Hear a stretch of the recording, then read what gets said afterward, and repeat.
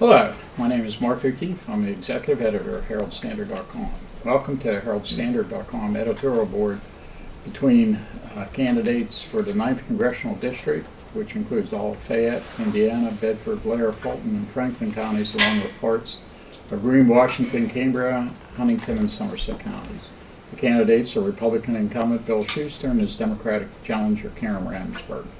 We thank them for agreeing to meet with us today. The editorial board members present today are Publisher Emeritus Val Laub, Courthouse reporter Jennifer Haar, and community member Jerome Feeney. The candidates will get 3 minutes for opening and closing statements and 3 minutes to answer questions from members of the editorial board. So we'll start with the opening and we'll go in alphabetical order. So you can go first, Karen. I'm Karen Ramsburg, running for Congress in Pennsylvania's 9th District against Bill Shuster. Previously an independent, I ran a successful primary write-in campaign and won the Democratic nomination. I'm committed to returning prosperity, ending suicidal trade pacts, and the export of jobs to China. Unlike Representative Shuster, I want good-paying jobs in America, affordable health care for all, clean, sustainable energy, and an effective public school education system. Representative Shuster voted for TARP, which squandered billions of money in bailouts for corporations and banks. He's voted to spend ridiculous amounts of money for wars that have eroded, not enhanced, our national security. He voted for the Patriot Act and does nothing to resist the erosion of our privacy or our constitutional rights. I aim to restore sanity and integrity to Congress. I refuse to accept corporate money or meet with corporate lobbyists or corporate bankers, and I will strive to restore the American dream. Please vote for me, Karen Ramsburg, in November. Okay, thank you very much. Bill?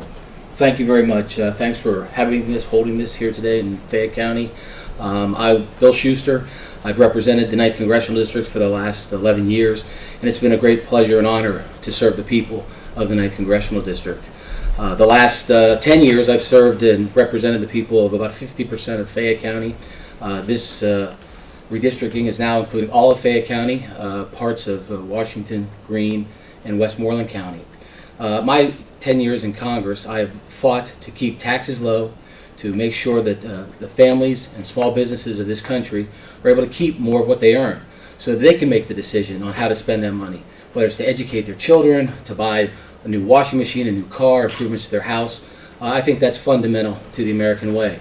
I've also voted to keep a strong military, to make sure that America is respected around the world.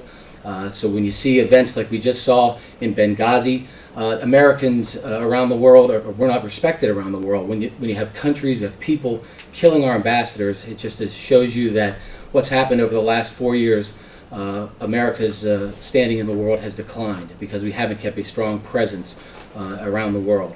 Again, working to become energy independent. The only way to do that is to find more sources of oil, use more of our coal, continue to develop clean coal technology. And what we have seen in the last 4 years with this administration is a war on coal. And those of us that come from Pennsylvania, who've grown up in Pennsylvania, who know Western Pennsylvania, know that coal is an extremely important part of the economy. In addition to that, we've got to develop our Marcellus shale gas. It's been a great find for Pennsylvania. It's been a great job creator. And what I've done in Washington is to fight the Environmental Protection Agency, the Corps of Engineers, from overzealous, overreaching, to try to stop not only coal from being burned in our electric plants to produce the energy that we need, but also to try to stifle the development of Marcellus gas. They've done it in a safe and clean way. We've got to make sure first and foremost we're doing it to protect the environment. And I feel very confident that the people in Pennsylvania, the Department of Environmental Protection in Pennsylvania, knows best how to protect Pennsylvanians. Not the bureaucrats in Washington, not people who come from other parts of the country. Pennsylvanians know how to take care of Pennsylvanians. And when you talk about education in this country, I believe it's not the federal government's main responsibility. That is a local and state responsibility. But there are those in this country that wish that send everything to Washington, let Washington have a one-size-fits-all policy, which I believe that's the wrong way to do it. Now, we've seen that type of thing occur in the world when you have the federal government deciding on energy policy, education policy. What happens is what's happening in Europe. You see Greece is faltering, it's ready to become bankrupt. Italy, Spain, even the French. One-size-fits-all federal solutions do not work. That's what some would call socialism. And I'm not for socialism. I'm for the free enterprise. I'm for individual freedom. I'm for personal responsibility. So again, thank you for electing me to Congress for the last 10 years to represent you here in Fayette County. And I ask for your vote humbly to continue to represent you in Washington. Thank you. Okay, I'll take the first question. I know you did touch on it a little bit in your opening, but what are your overall thoughts on the Marcellus Shale industry? Can it be done safely and productively? And do you think the DEP, the state's DEP, is doing a good job of regulating the industry? And do you think the feds, the EPA, should become involved in how? We'll start with okay. Yeah, as I mentioned in my opening statement, this is a resource we have here in Pennsylvania. We have to first and foremost make sure it's done to protect the environment. We know here in Western Pennsylvania, those of us that are from Western Pennsylvania know what happened to the coal industry years ago. They came here, they mined, they polluted our streams, they broke our towns, and we can't allow it to happen. I feel very confident that these companies are coming in here today. They're getting the message from me. They're getting the message from the people in Harrisburg at our DEP that if you're going to come here and explore for oil and extract that resource, you have to do it in an environmentally sound way. You have to do it in a responsible way. And I'm very confident those companies are doing just that. They're going above and beyond what they have to do to make sure that they're not going to pollute our drinking water.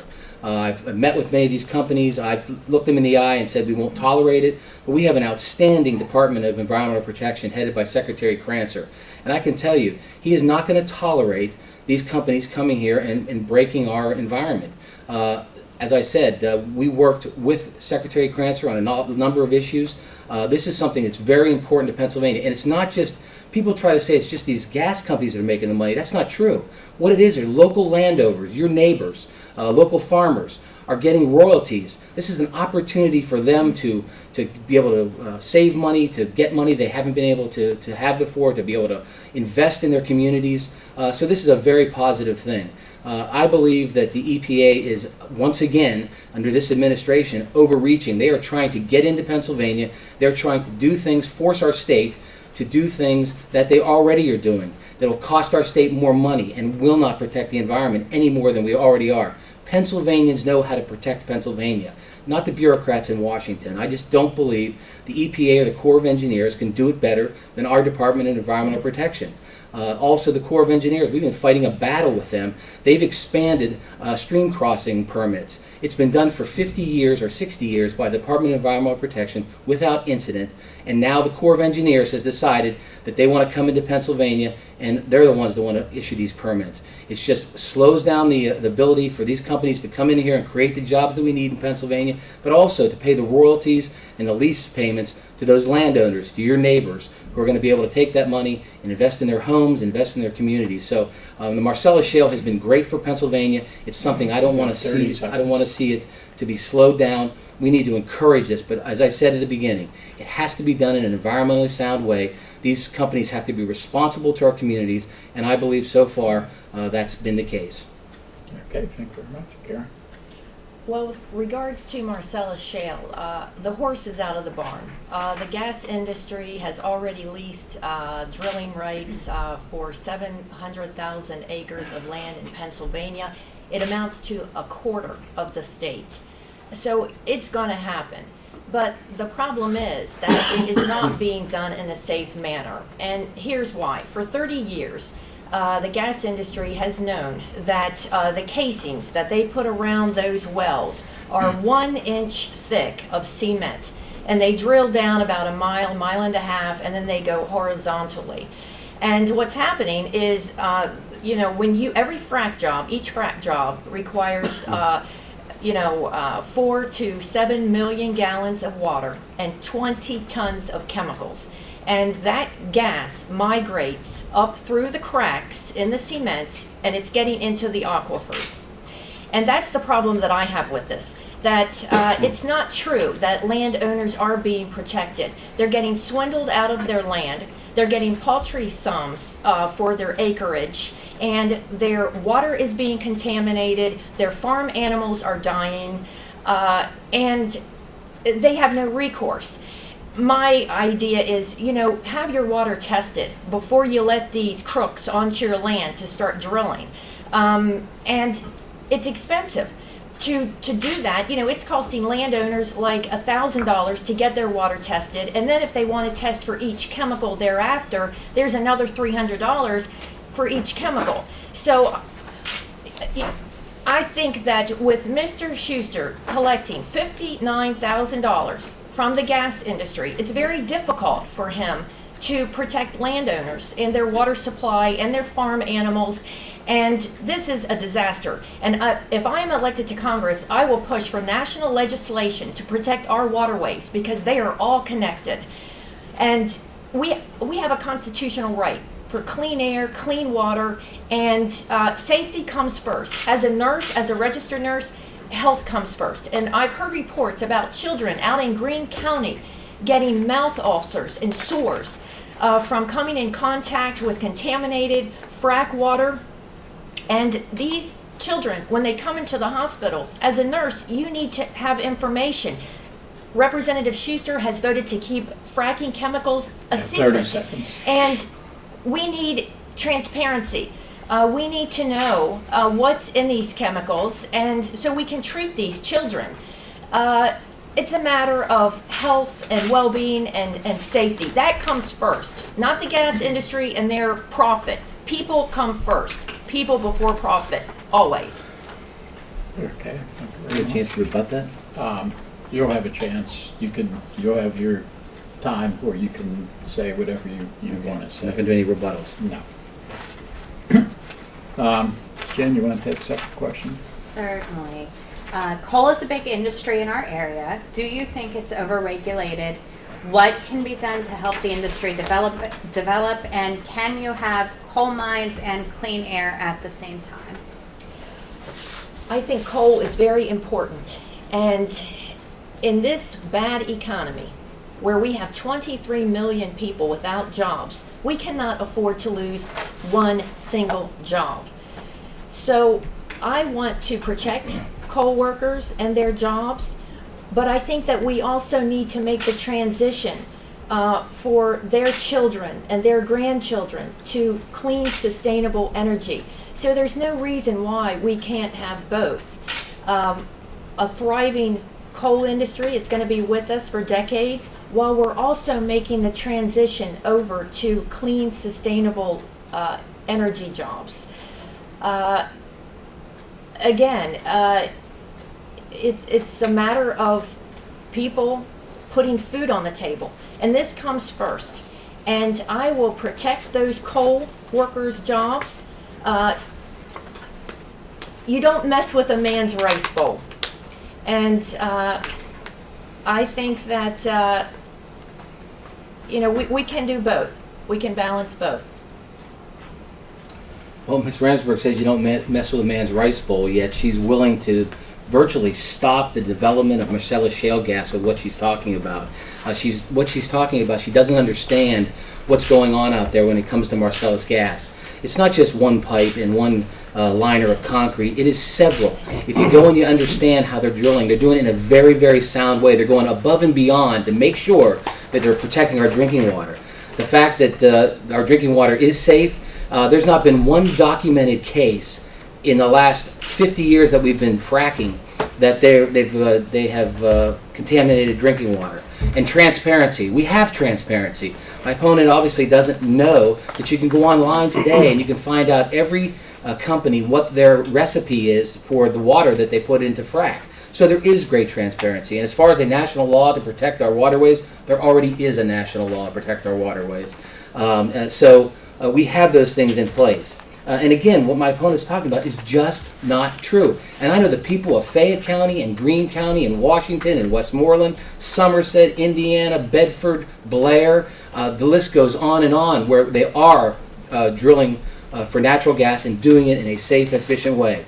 Those are the kinds of things that people are saying out there. And former Secretary of DEP, Secretary Hanger, who is a friend of the environmental community, has adamantly disputed all these claims that say Marcellus Shale is not safe.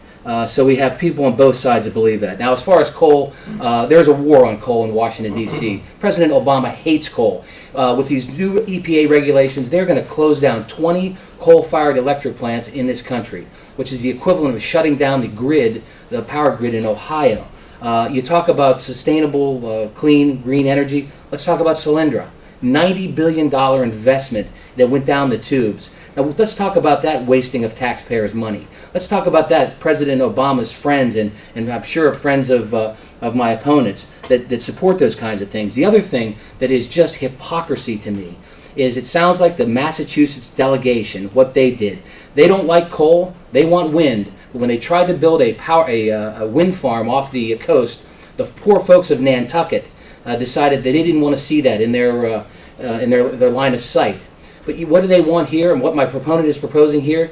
Today we have about 11 to 1,400 windmills in the 9th Congressional District. You'd have to put up 15 to 20,000 windmills across the Allegheny Ridgeline to get any sort of significant increase in wind power. You have 30 seconds. So was my opponent, is she saying the same thing that the folks from Massachusetts have said? Those poor rich people in Nantucket don't want to see windmills, but us hicks out here in the sticks of Pennsylvania, who cares if we put up 20,000 windmills in Pennsylvania? I say no to that. I do support wind in a limited basis when it makes sense, but to advocate for 20,000 windmills across the Allegheny Ridgeline, I adamantly oppose that. Okay, we're going to move to the next question. Val, you wanted to take that? Sure. What's your overall plan to revive the economy generally for the country, and specifically for Fayette County, which has one of the highest unemployment rates? And, that's what First? Yeah. Yeah, the unemployment rate is unacceptable here in Fayette County at 9.2%, a point above the national average. I think a couple of things we have to make sure. The way that you keep jobs in America, the way that you create jobs in America, is make sure you don't overtax or overburden the job creators, and that's the small business communities in the United States. We've got a president that wants to raise taxes on them. He has increased significantly the regulatory burden on them. That's why jobs aren't created. You have tremendous uncertainty out there with Obamacare. People don't know how much they're going to have to pay for their employees' health care. So this great uncertainty out there means people are holding on to their cash. They want to know what their tax rates are, what's going to cost them the regulatory burden, what's the cost of health care.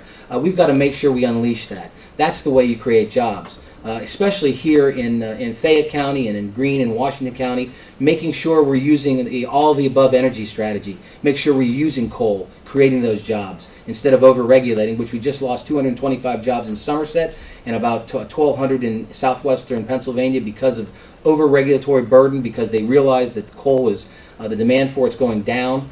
So people are losing their jobs because of that. But making sure we're developing Marcellus Shale. In addition to that, as a member of the Transportation Committee, we've got to revitalize our water system here, our transportation water system. The Mon River Valley, we became a power in the economy because of our coal, our steel, but all because of the transportation system, to be able to get the coal and steel up and down the Mon, the Ohio, the Allegheny rivers, to get it out to the markets. So to rebuild the lock and dam system, the Pittsburgh lock on the Mon River Valley, is something that's a high priority to me. It's the cheapest way to transport goods are on our inland waterway system. And when you transport them in that efficient manner, that means that they're lower cost, that means they're more competitive in the world market, and that means that America's competitive and we create jobs when we're competitive. Those are the kinds of fundamental things that you have to do. As well as my focus has been here bringing home tax dollars, the Fayette County and Western Pennsylvania tax dollars back home to the community to help build the water systems, a National Pike water system, Fairchance Spillway, Ohio Powell water system, helping to improve the road system around here. Those are the kinds of things I've been working at the grassroots level with local leaders, Democrats and Republicans alike, working closely with the late Congressman Jack Murtha, working hand in glove with him to make sure we're doing things in the community to have a positive impact in the community. Those are the kinds of things we have to do to develop jobs on a local level, but also on a national level. And again, I'm proud of the accomplishments I've been able to, by working together with people, here in the local community. Again, I think the folks here in the county know this is overwhelmingly a Democratic county, and so I'm working all the time with Democratic commissioners, Democratic supervisors, because when you get down to the local level, it's not Republican and Democrat. It's about doing things to help the community, working with people to make it a better life for all of us here in Western Pennsylvania. Thank you. Okay. Karen? I think it's interesting that Rep. Shuster wants to protect some jobs but not other jobs. When it came to the postal employee jobs, he went right along with Darrell Ice's 6407 to dismantle the postal service by making them prepay their pensions, at a tune of $5.3 billion a year that has bankrupted the postal service, so it could be privatized to UPS and FedEx. And of course, UPS has given Rep. Shuster, $34,000. So it seems like he's interested in protecting some jobs but not other jobs. I want to protect everybody's job. I know what it's like to work full-time and shop for groceries and put food on the table and pay the bills while raising a family. With regards to rebuilding our infrastructure, that's what we need to do to get 23 million people back to work. We need to rebuild our infrastructure. We need to rebuild our factories. We need to repeal NAFTA. We need to decrease taxes on domestic manufacturing to 0 and reduce profit repatriation taxes to 5%. We need to reinstate Glass-Steagall. There are so many things that we could do to get this economy going again.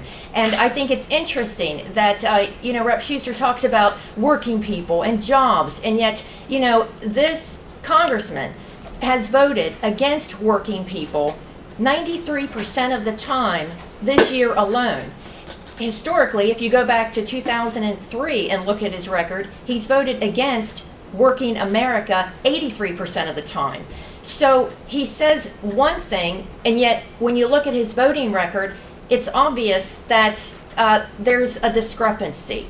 And I'm sorry, but tax cuts for the rich, privatization, deregulation, it doesn't create the trickle-down wealth, the jobs that Rep. Shuster tries to say that it does. So, this is just, phony baloney. And like I said, we need to pass Employee Free Choice Act to give workers rights in the workplace. We need to balance the budget by halting wasteful spending in the military. $600 billion a year for military spending. Some of that money is unnecessary. And You have 30 seconds. like I said, there are so many things that we could do. We should be encouraging local businesses, farmers, other similar entrepreneurs by eliminating inequitable subsidies that hurt their business and tax breaks to large corporations. Okay. Thank you very much. Okay, Jerome, you want to take the fourth question? Sure. What do you think about President Obama's foreign policy, particularly in regards to the Middle East? Do you agree with his handling of Iran and Israel, and are you satisfied with the progress being made in Afghanistan? Just look at Karen. Well, I think as far as Afghanistan, I think it's time to end the endless war. For the past 60 years, we have been engaged most of the time in some kind of war somewhere in the world. And I think that through diplomacy, I don't believe in preemptive war. And I think that we need to bring our troops home and save a whole lot of money. And we need to concentrate on making sure that there are jobs when our vets come home, that they shouldn't be without a job. Nobody should be without a job in America.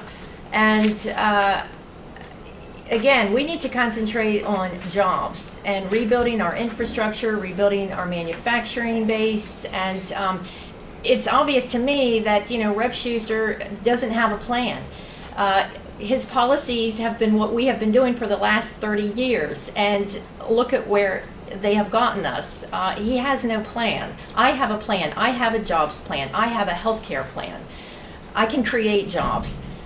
He's killing jobs. And we can't take any more job losses. We need to protect every single job that we have in this country so that people can put food on the table. Because when people's jobs are lost, it impacts the whole family. It's a real stressor. Then people worry about insurance, and it impacts the children, and it's not a comfortable place to be in. Okay, thank you. Okay. Well, first of all, I just want to make sure that I get the record straight. I was a small business owner. I created jobs. I don't know that my opponent has ever created a job. I put families to work. I made sure they had good health care and had decent jobs. So I've created jobs. And as to voting against jobs, I vote 100% of the time to vote to create jobs for the working Americans. That's an extremely important job. But the number one job of the federal government, number one job in our Constitution, which I'm sworn to uphold, which every representative is sworn to uphold, is national security. It's to make sure America is safe. And foreign policy, just to say we shouldn't be engaged in the world, is the wrong way to go about it, because 75% of the money spent in the world is outside the United States. If we want to have a prosperous economy, America has to be able to be out in the world doing commerce, selling our products around the world. That's the way we're going to continue to have a prosperous economy, not to pull back and be Fortress America and not let anybody in and anybody out. You have to have a foreign policy that goes out into the world and says, we want to be friends, we want to help build democracies, but we want to make sure it's safe for Americans and our friends to be able to do commerce around the world. And what we've seen in the last 4 years is a president who thought he was going to go to Iran and talk to these mullahs, talk to these religious zealots, and be friends with them. They were going to sort of hug it out, be brothers. But what we found over the last 4 years is what I've known for the past several years. These religious zealots, they hate us. They want to kill us. They openly say they want to kill our ally in Israel, the Jewish state, and we can't allow it to happen. America must be strong. That's the only way to keep peace. That's what Ronald Reagan said, and that's what George Washington said. The best way to have peace is to prepare for war. Peace through strength is what Ronald Reagan said, and that's what America has done, but this president has not done that. And anybody that doesn't understand that puts America in jeopardy. Just as we've seen, we've had our first ambassador killed since Jimmy Carter was president. Jimmy Carter had that same kind of naive foreign policy that we just want to be friends. Now, we certainly want to be friends, but with people that don't want to, that slap our hand away, those are people we have to be cautious with. That's why we need a strong foreign policy. That's why we need a strong military. And that's something that I have fought for in the United States Congress. And I will continue to do that, because the number one responsibility for the United States government is to protect and defend the American homeland, to protect and defend the American interests around the world. If you don't do that, you're not going to have jobs, you're not going to have Social Security, you're not going to have health care, because this country will be overrun or will continue to have a diminished economic standard. So it starts with making sure that we are a strong nation at home and abroad. And anybody that doesn't think that really doesn't understand the Constitution, and certainly doesn't understand the world in which we live today. Okay, thank you very much. Okay, I'll take the next question. The U.S. Supreme Court ruled in the landmark Citizen United case that federal government cannot limit corporations or unions or anyone from spending money to influence the outcome of elections. Some have claimed that this ruling has tilted the elections in favor of those who can spend the most money. Do you agree or disagree with the ruling? And do you think any changes are needed with the way our election campaigns are financed? I think what the Constitution did was uphold our First Amendment rights. If you are not allowed to take your money and go out and take an ad for or against Bill Shuster, that's a violation of your First Amendment rights. And we've done this year after year. We've gone out and said, again, take the Sierra Club, for instance. They're running negative ads against me right now. I got to believe the Sierra Club supports my opponent, although I don't know that. But the Sierra Club is taking out negative ads against me, but that's their right to do that. I don't dispute them having the right to do that. I believe that the unions of this country, that in some cases support me, in some cases they don't. If they want to come out and disagree with me and campaign against me, that's their right. To take away the person's ability to be able to buy a TV ad, to be able to buy an ad in a newspaper, to buy an ad on the radio, that's a violation of the First Amendment rights. And so what I believe has happened is people have put their money where their mouth is on both sides of the issue. There is no shortage of money for the Democratic Party or the Republican Party. There's no shortage out there for President Obama or for Mitt Romney. So I believe it's a fundamental freedom. In fact, it's our First Amendment that protects our right to free speech. And those people that want to try to stifle that, I think our founding fathers would be turning over in their graves to know that that First Amendment is trying to be stifled and trying to take your voice away from people. In fact, when we did the campaign finance reform before, we stifled everybody, and I hate to say this in a newspaper, but the newspapers. The newspapers can go right up to Election Day, and they can write an editorial, an op-ed, against Bill Shuster or against Karen Ramsburg. Now, but they don't let anybody go into the radios and the TVs to do that. So again, what we have there is it's an imbalance. As I said, everybody ought to have the right to be able to freely speak their mind for or against Bill Shuster. I'm not afraid of that. But I do believe that court ruling was absolutely right in upholding the First Amendment, the freedom of speech. Okay, Karen? I think that we need to repeal Citizens United. I think that corporations are not people. They have bought our political system. They have bought our politicians, like my opponent, Rep. Bill Shuster here. And he basically works for the industry, like the gas industry, like UPS. It is like corporate takeover. And I refuse to take a dime, a penny of corporate money. I want to work for the people. And you cannot work for the people when you're taking corporate money. They expect certain things from you. And, that's just common sense. And I think that we have one of the most corrupt political systems in the world because of this.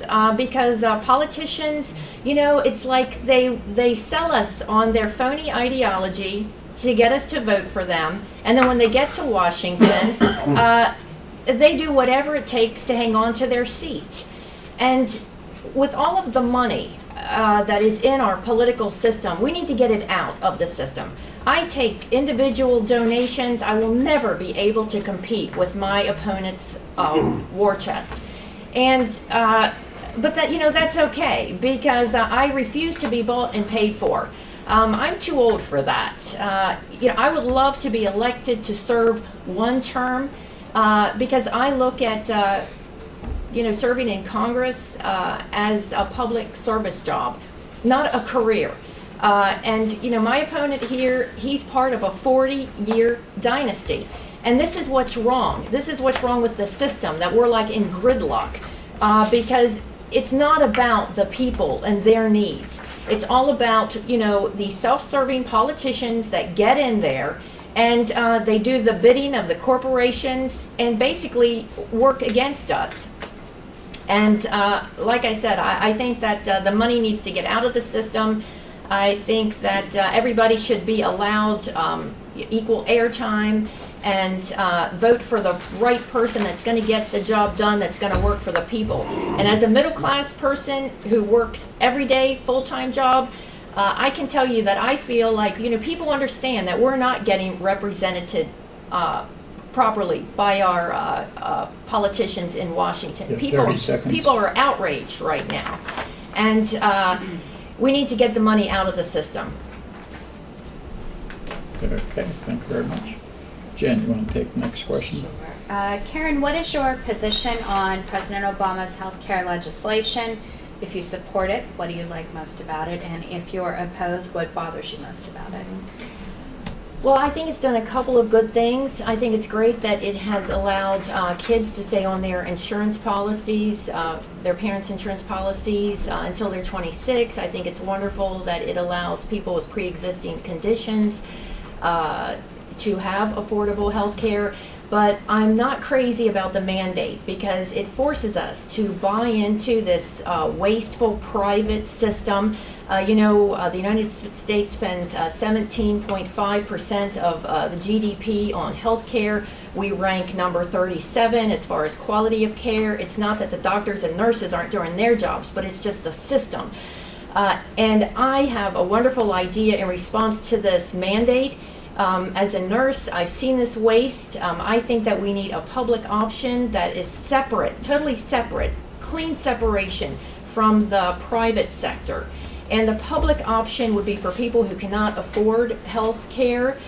It could be modeled after the Veterans Hospital. It would allow people to opt into it. And it would create competition and lower costs in the private sector. And that would be wonderful, because as a nurse, I know how much pills cost. And, you know, we shouldn't be asking our seniors to choose between putting food on the table and buying their medications. You know, with regards to that, you know, we need to, I think, allow Medicare to buy bulk drugs, you know, that would lower the costs, you know, with Part D of Medicare. But, and I'm very proud that my idea of a public option was mentioned on Ezra Klein's blog in the Washington Post as one of 13 congressional candidates that have creative policy ideas. I'm all for creating solutions and making life easier on working people, because you know, we have been cut and gouged enough, and you know, we need solutions, and healthcare is a big one. As a nurse, I think I can offer a lot of solutions. I've seen the waste. You know, there are health departments that have thermometers, and they pay, you know, $60 for a thermometer. It costs $100. Cost $100 to recalibrate the thermometer. So of course they throw it out and buy another thermometer for $60. So I love the idea of my public option to create competition and lower cost in the private sector. Okay, Joe? Well, I commend my opponent for, there are some things in the Obamacare, the 26 years, kids being able to stay on their parents' health insurance, pre-existing conditions, things like that. And I understand that my opponent is an accomplished nurse, and I congratulate her for that. But as a small business owner, I understand the business of healthcare. I understand what it's like to have to afford to buy that healthcare for not only my family, but for the families of people that work for you, and the difficulty. I also understand about competition and choice. When you have choice, you have competition. That's what drives down cost. Now, my opponent talks about her public system, or her public healthcare option. That's nothing more than European socialism. That's what they do in Europe. They have a two-tiered system in Europe. If you go to Europe, you talk to anybody that understands the European system, they have a public option for the sick and those less fortunate in the economy, and then they have a private system for the wealthy. So the wealthy people in society get the best doctors, the best hospitals, and again, the folks in less economic ability, they're standing in line, their care is rationed. I reject that. I think that is absolutely the wrong way for America to go. Not only is it bad for the American people to have a system like that, again, just ask the Europeans, ask the Canadians, ask ladies in Great Britain, for instance, that in America, 98% of women survive breast cancer. In Great Britain, 78% do. That's because they have substandard insurance, substandard health care. And that's what European socialist one-payer system provides. It doesn't provide competition. What it does is it keeps costs low so that in the private sector, they're able to do their own thing. What we need to do is reform the healthcare system, and we don't have a lack of access to the system. We have a lack of access to insurance. I've yet to come across anybody in the 9th Congressional District that has not been able to see a doctor, whether it's in an emergency room or whether it's in one of our federally supported community health care systems or hospitals or clinics. Those are out there for the people to get to it. Now, we need to reform health insurance, and our plan has been for the last 4 or 5 years is to, first of all, provide maximum choice for the people, allow people to choose where they want to go. And one of the things that we've proposed in Congress to do is to reform Medicare. And ladies and gentlemen, we have to reform Medicare, You have 30 or seconds. it's going to bankrupt this country. And the way you reform Medicare is say to the people that are 55 years and older, and again, I repeat that, 55 years and older, you have the health care, you have the Medicare system that we promised you.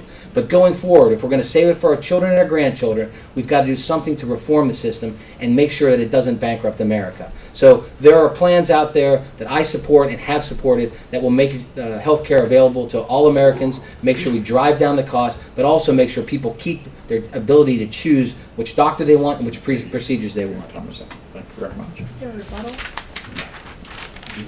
You'll have your time in your closing. Okay, this will be the final question. Val, you want to take it? Yeah, sure. Bill, do you have any problems with the way the 9th Congressional District was drawn up? It's dominated by Republicans, yet the Democrats are the majority here in Fayette, Greene, and Washington counties. Do you think you'll be able to represent this area fairly? Well, first of all, I don't have a vote in redistricting.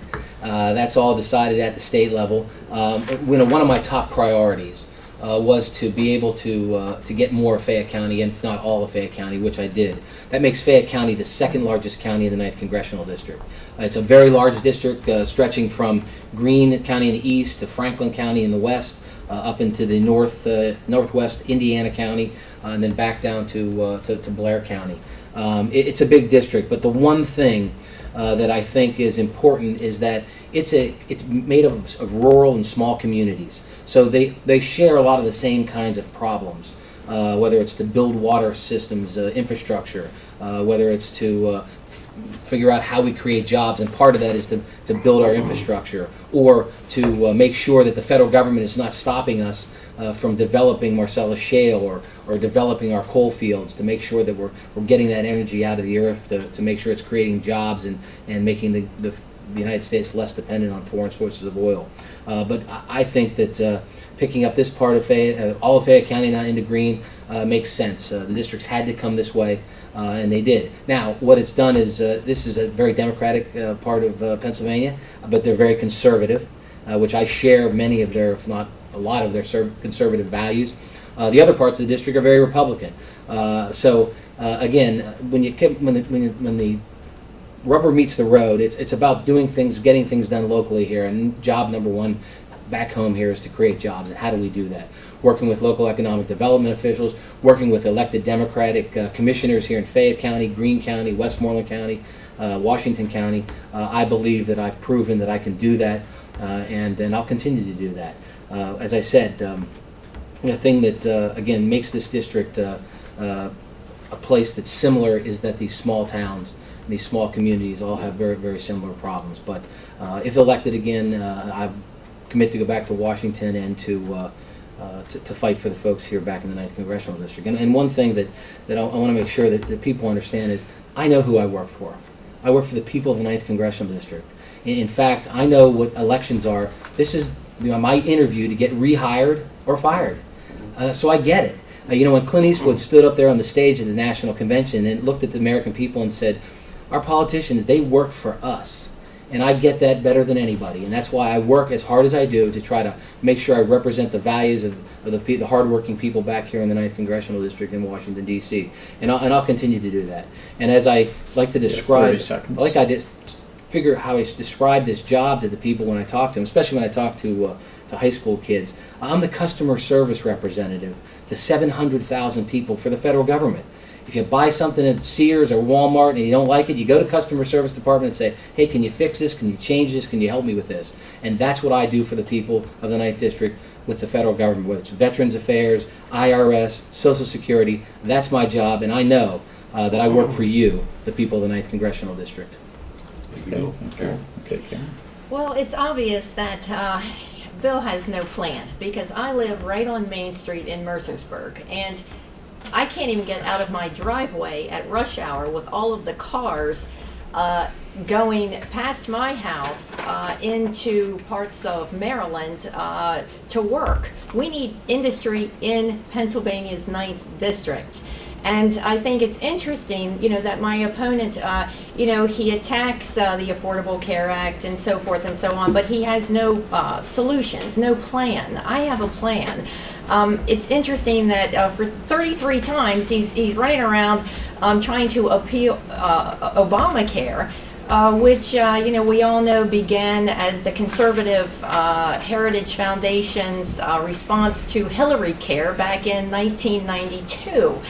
So I think it is such a waste of taxpayer money to run around trying to repeal something 33 times instead of having pragmatic solutions that help people, that lower costs, that help people put food on the table, to get people back to work. Again, I think that the focus needs to be on creating jobs and creating rebuilding our infrastructure, rebuilding our manufacturing base, and getting people back to work. We should be creating the next industrial revolution, and millions of sustainable energy jobs right now to get those 23 million people back to work. That's where the focus needs to be.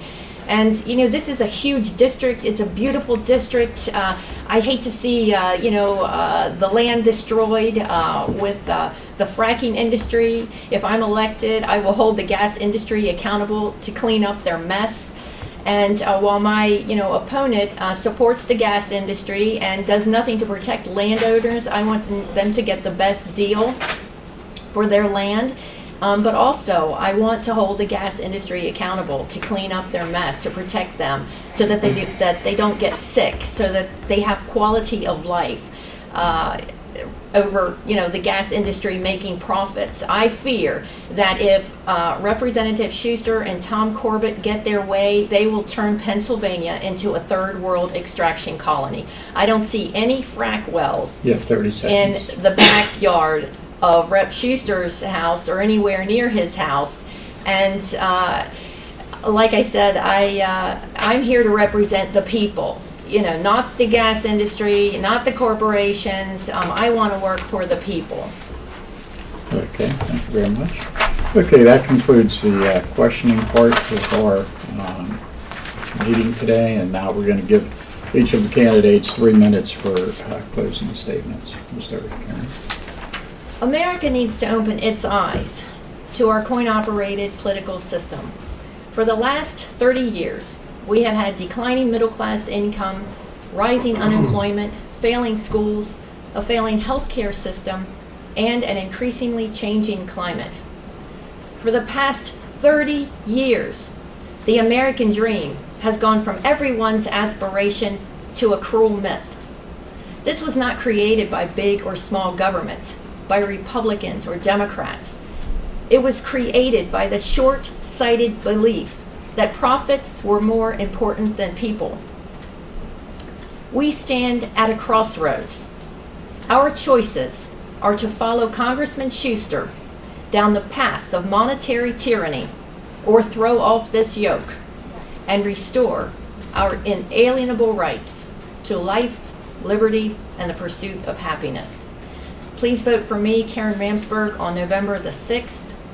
I will strive to work to restore the American dream. Thank you. How much time? Thank you. You got 3 minutes. Thank you very much. I want to thank you folks here for having us out here today. This has been very interesting. I just got to say, my opponent talked about a phony ideology. Now, from what I understand, she started out as an independent and couldn't get on the ballot that way. So she did a write-in to become a Democrat. But it sounds like she is on both sides of the ledger on some of these issues. But really, when it comes down to it, what she's talking about is European socialism. She wants the government to do everything. The government's going to create jobs. The government's going to take care of your health care. The government. Well, I reject that. And my ideology has been the same since I first raised my right hand and swore the oath to the Constitution when I took office the first time. And that is to preserve and protect the Constitution of the United States. And I believe we need to go back to what the Constitution talks about, and that's letting people pursuing happiness in this country, not at the expense of others, but that's about their personal responsibility, making sure that government is smaller, government is efficient, that we support our small business owners, giving them the freedom and liberty to go out and create jobs. Governments don't create jobs. Governments destroy jobs. Governments can create an environment for our small businesses and entrepreneurs to go out and create jobs. That's been the American system. That's been the great dream, the great strength of this country for the last 230 years. We've got to get the government out of the way of our families, out of the way of our small businesses, out of the way of our local communities and local schools. What the federal government has done and what my opponent continues to push for is a top-down strategy that's going to save us all. Well, it's not. It's destroying us all. What we have to get back to is what makes America great, and that's locally controlling our schools. That's giving us the freedom to go out and spend our own money, to build our own businesses. That there are 1,000 of them here in this community. That's what we need to do in Washington, D.C. Get the government, the federal government, out of the way. Let the federal government do the few things they're supposed to do. One of those is making sure we have a strong military to make sure that America can compete around the world freely, that we're not intimidated by people like Al-Qaeda. We're not intimidated by countries like Iran that want to have a nuclear weapon, which will be a game changer for us in the world. Those are the kinds of things that we need to fight for in Washington, 30 D.C. seconds. I want to, and one thing I do want to mention is I'm a big supporter of natural gas. My opponent said I don't have one near my home. We have 300 acres in Bedford County. And ladies and gentlemen, I'd love to be able to find natural gas on that. It would be good for my family, for the future, for the family farm, for my kids. So I want to support natural gas and support the jobs that they'll create. But again, I'm going to go to Washington, as I've done for the last 11 years, is fight hard to create jobs, to make sure your voice is heard in Washington and that your values and beliefs are heard in Washington, D.C. Thank you very much. Okay, that's going to conclude our program today. Once again, we want to thank the candidates, Bill Shuster and Karen Ramsburg, again for agreeing to meet with us today. And I want to thank you out there for watching. We'll see you later. Thanks a lot.